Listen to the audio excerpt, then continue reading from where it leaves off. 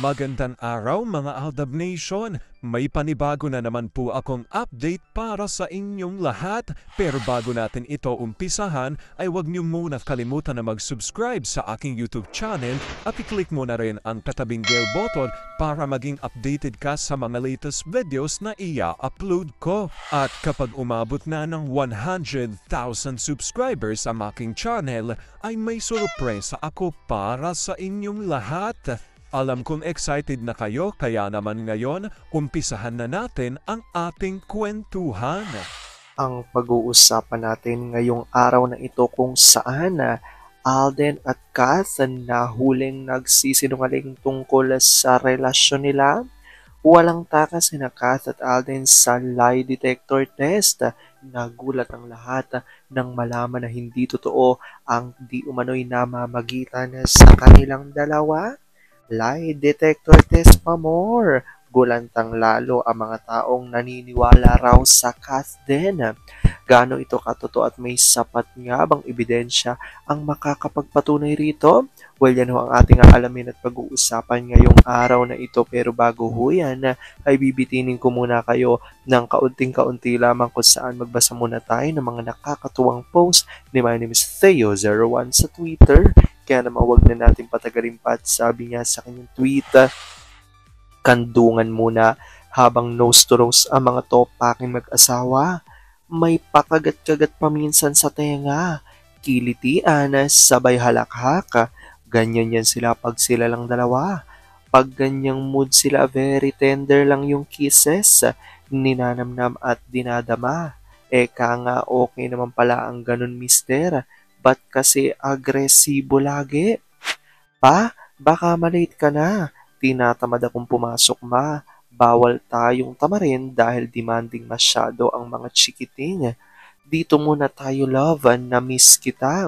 OA, lagi tayo magkasama. Miss mo pa rin? Ewan ko ba, kahit andyang ka nami-miss pa rin kita. Arte-arte, ako ba hindi? Miss din syempre. I love you so much, ma.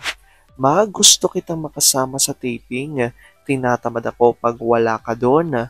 Need ko rin pumasok sa work ko pa. Lumiban ka muna, ma. Tinatamad talaga ako. Yan ka na naman. Magkikita naman tayo after. Huwag na lang tayong sumipot, dito na lang tayo. Masama bang pakiramdam mo? Medyo. Stay na lang tayo. Tawagan ko si Doc. Alam kong tuwan-tuwa ako sa ating binasa pero ngayon pag-uusapan na natin ang ating main topic.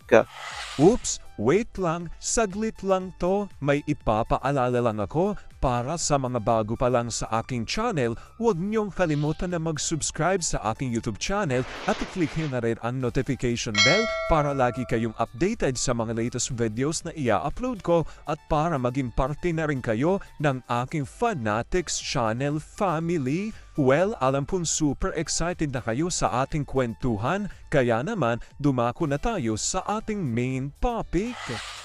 Gaano nga ba katotoo na sina Alden at Kath ay nahuling nagsisinungaling tungkol sa relasyon nila? Walang takas sina Kath at Alden sa lie detector test. Nagulat ang lahat nang malaman na hindi raw totoo ang namamagitan sa kanila. Lie detector test pa more. Gulantang lalo mga taong naniniwala sa Kath din. Gaano ito katotoo at may sapat nga bang ebidensya ang makakapagpatunay rito? Well, yan ho ang ating aalamin at pag-uusapan ngayong araw na ito. Alam kong super excited na kayong malaman yan kaya naman wag na natin patagalin pa. Unang-una na nga dyan ay galing sa tweet ni Soulmates at ayon sa kanya, need kong ipasa sa inyo yung nabasa ko na YouTube vlog ni Tita Heart. May interview yata si A.N. Saka, may lie detector test. Tanong kay Alden, tingin mo compatible kay ni Sak? Yes, ang sabi ni Alden. Nakuryente siya. Sa mga hindi nakagets, liar si leading man. Huwag kasi lagyan ng lie detector ang interview. Masisira ang promo ng movie. Salamat na lang sa nakaisip ng lie detector test. Out of fun ka? Naku, napahiya tuloy si Anita, si director ng movie ABS-CBN. Kinurot siguro ni Anita si A. Sabi ni Marino Torrio, I view the interview but inalis ko agad sa YouTube ko ang content na yan. Don't get mad at me. Pero nagsabi si Ajan na yun daw talagang machine ang may diferensya nung si na ang nakukuryente at hold din na machine. Nakakatawa naman sila. Sabi ni Soulmates, sana keep mo kasi patunay na pang showbiz lang ang sweetness. Actually, kung napanood ko yan, hahagalpak ako ng tawa. Showbiz nga ang lahat. Sa Pinas, yung iba ayaw pang maniwala na arte-arte lang lahat. Sa Pinas, need sweet ang magka-LT. Walang ganun dito. Lahat tayong magagawa. At sabi nga, ito na ang revelasyon ni Mamila Kambal. At ayon nga dito sa kanyang tweet, sayang, sana ay tinanong kung may asawa na siya. Malamang parang na-electric chair siya pag sinabing no. Ito kasing nilantad na nila na mag-asawa sila, legit post ng Feb Alerts noong Feb 28, 2022, posted at 1:27 p.m. Maski deleted, na save na ito ng mga fandom. And it was Main and Alden who revealed their true status. This is the truth. Aldab will be back. At kalakip nga itong kanilang tinutukoy na post nga noon ng officialpep.ph. At ayon dito, Main Mendoza and Alden Richards revealed that they got married last 2017 and will celebrate their 4th wedding anniversary.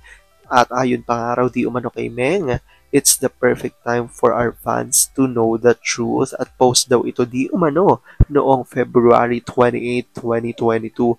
Ayon yan sa maraming mga Aldab Nation. So alam ko yung iba sa inyo napanood na nga ho itong lie detector test. Di ba na sinasabi nga ho dito sa ating binasa. Actually, tinanong daw dito si Alden ng interviewer kung talagang totoo ba, 'di ba, kung ano man ang namamagitang relasyon sa kanila ni Anikat, at sumagot nga ito na yes, at totoo ang kanyang nararamdaman. Ngunit ito nga talagang nakuryente daw dito nga sa lie detector test, which is alam ko namang alam nyo kung paano gumagana ang lie detector test. So dahil dito, maraming mga Aldab Nation ang talagang natawa dahil tila ito nga raw talaga ang isa sa matinding patunay na nagsisinungaling dito si A, dahil ang totoo ang talagang karelasyon di umano ni A ay si Mengay. At ayon pa nga sa kanila talagang pang promo lang, di ba, ng kanilang movie, kung ano man ang nakikita ng maraming netizens kina Kath at Alden. At yan nga raw ay patunay, isang malaking patunay na talagang kung ano ang nakikita ng maraming mga tao kina Kath at Alden talagang strategy lamang di umano ng network at ng management upang lumakas ang movie na ginawa nga ng dalawa. So dahil dito talaga mas lalong lumakas ang loob ng maraming mga Aldab Nation. Actually, nakita natin, di ba, hinamon pa nga ng maraming mga Aldab Nation itong interviewer na ito, at ang gumagawa ng lie detector test, hinamon pa nga ng maraming Aldab Nation na kung gusto nito ay ang itanong kay Alden dito ay kung sila ba ay kasal na ni Mengay. At pag sinabi raw ni Alden na no, siguradong makukuryente ito. Yan niya ang hamon ng maraming mga Aldab Nation. So, ayon nga sa kanila, manatili daw na kampante ang marami sa atin dahil ito na ang isa sa kumbaga, matindi raw at talagang pinakakailangan natin panindigan at paniwalaan na talagang itong isa sa malaking dahilan para tayo maniwala talaga na Maychard and Maychard family is real. Well, i-comment down below nyo dyan, guys, kung ano po opinion nyo patungkol dito. Alam ko dahil dito marami sa inyo mas lalo ngayong kumakapit at naninindigan na Aldab Maychard is real, pero sabi nga natin na kahit na ano pa man na magdesisyon ni na Alden at Meng sa kanilang buhay karera at buhay pag-ibig, ay kailangan natin sila supportan, kailangan natin ito tanggapin ng buong buo dahil yun ang kanilang deserve. At yan ang aking update for today's video. Maraming salamat mga Aldab Nation. Ingat!